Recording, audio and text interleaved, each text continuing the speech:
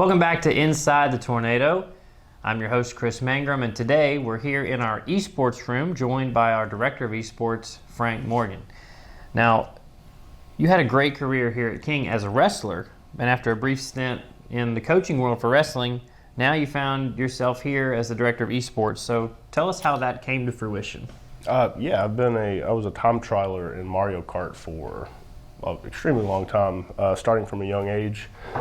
And when I was coaching here, I made a second push to, improve. I moved up to second fastest American, had 3 world records at my peak, and competed in the World Championship. Took second there as well, unfortunately. But it was a good experience, and it kept me in esports a bit. Obviously, I played other games, Xbox, computer, etc. But that was my big segue into esports in general.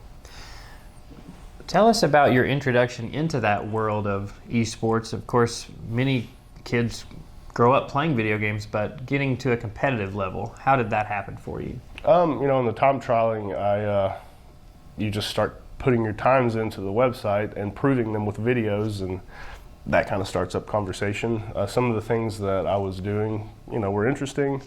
The community was fun, and it was really just a hobby for an extremely long time. And once I left wrestling, I was struggling with back problems and had some other things, and it was just too taxing at that point. So I had some downtime. I got to play a lot more, moved up, and David Hicks actually contacted me, I want to say a little less than 2 years after I left, knowing that I was involved in it, saying that we had an esports team and there was an opportunity here as director, and I jumped at the opportunity. Now, for those that may not know much about esports, can you tell us why it's becoming more and more popular across schools across the country?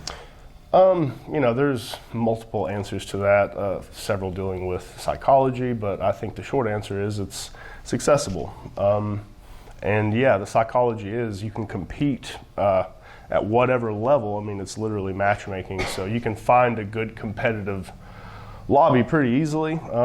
It gets your endorphins going heavily, and I think that's what the kids kind of get, I don't want to say addicted to, because we try to tame it a little bit and balance things correctly, but if put in the right light, a kid can absolutely get addicted to it, because it's just like any other stimulus. Yeah. It's very, very motivating to continue to play when you get good results. Now, your program here has had a lot of recent success. You won a conference title in Rocket League last year.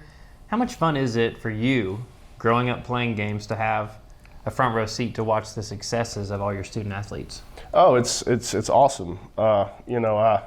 With the wrestling that I was experienced in, with the national finals and the All-American, there were a lot of instances where I was competing, and it was very nerve-wracking. There was a lot of stress, and to step into that constantly it's difficult. It wears you out over a period of time to always step up and be that person. So to sit behind them and watch them go through the similar, almost exact pattern of stress and see how it changes them as an individual and, makes them grow, that's why I do this.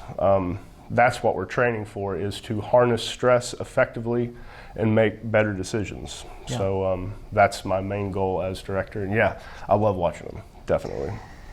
So for our viewers that are wanting to learn more about esports, or specifically wanting to learn more about your program here, or even watch some of your student athletes compete, how would our viewers go about doing that? I would recommend going to our Twitter page.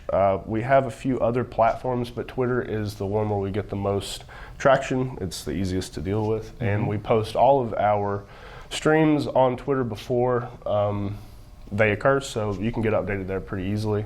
Once you get into a stream, you'll hear about some of our players and our teams, the other things that we're getting into, and also check out kingtornado.com, where you can find our schedule, results, and a couple of other interesting links. And I would say that would be the best route to get to know us as a program and see what we're about. Well, Frank, I think you stole my closing line there, so I'll copy that. Please do visit our website and our Twitter page to find out even more about our esports program. Again, for Frank Morgan, I'm Chris Mangrum. This has been Inside the Tornado. See you next time.